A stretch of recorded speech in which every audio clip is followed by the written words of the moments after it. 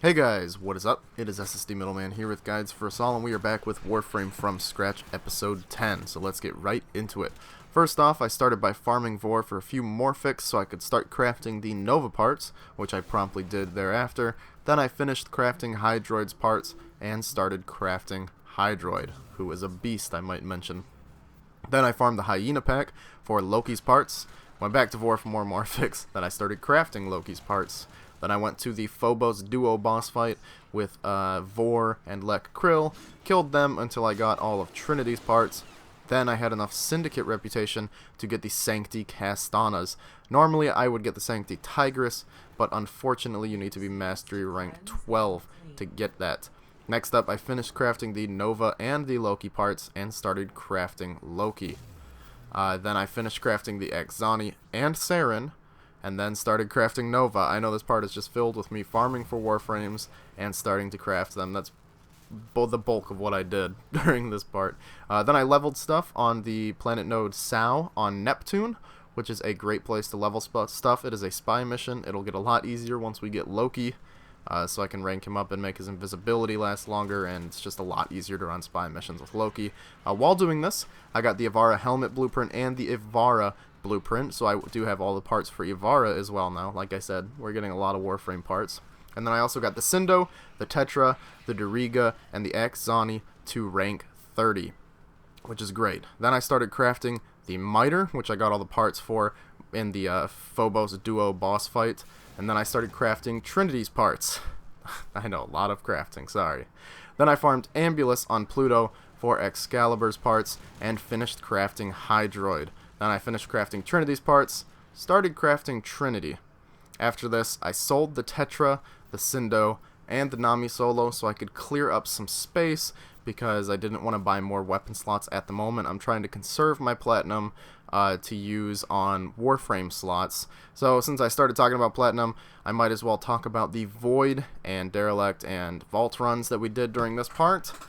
You can see them on screen. Made another little cute chart there that you guys like. Not too many amazing drops, but some nice drops that we did get were the Trinity Blueprint from an Auric and Derelict defense. We got a few Forma, which we need for the dojo. And I also got a Vectis Blueprint, and pretty much all Vectis parts sell pretty fast, so those will be really easy to sell.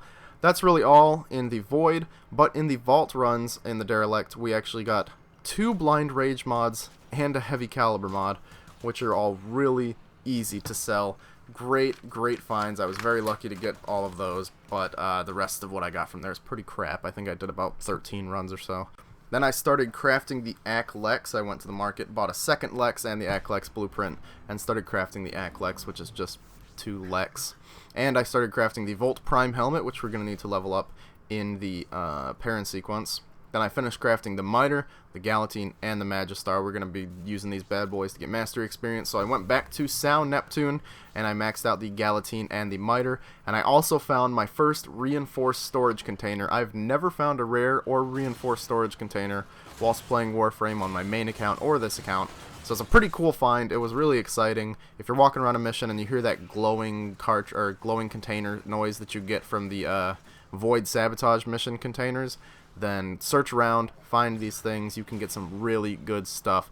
Now, I only got a rare fusion core and a 60-minute affinity booster, but nonetheless, it was still pretty exciting to find one of these things. And after that, I finished crafting Loki and the Ak Lex, which is just 2 Lex. Then I did an alert for an Auric and Reactor blueprint. Like I said, if you see one of these pop up, do it right away. You are not going to want to spend all your platinum on these things. You're going to want to get as many as you can from the alerts. Not that I'm saying spending platinum on the reactors and catalysts is a bad idea, but you do want to try and spare yourself the 20 platinum for Warframe slots and weapon slots and etc. Then I finished crafting the Volt Prime helm, which I used to get to rank 5 in the Perrin sequence. Now that we're rank 5 in both of our main syndicates, New Loka and the Perrin sequence, we have an even more constant flow of platinum. Like I said, in this part I got the Sancti Castanas, and then I can start getting stuff from the Perrin sequence, their mods and their weapons, and that's really easy stuff to sell. Then I did an alert for an Exilus adapter blueprint. We really don't have any use for that at the moment, but we will in the future. And then I did the Mastery Rank 8 test and got to Mastery Rank 8. Now, I know the video is a bit short, but I really have been working on this part for quite a while, ever since I uploaded the last part. It takes a while to farm all the Warframe parts and craft them, obviously, etc. Been working on the dojo. We should probably have those, what are they called? The research labs in less than a week.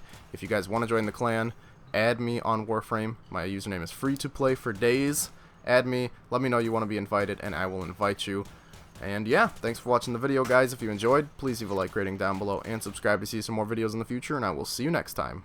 Goodbye.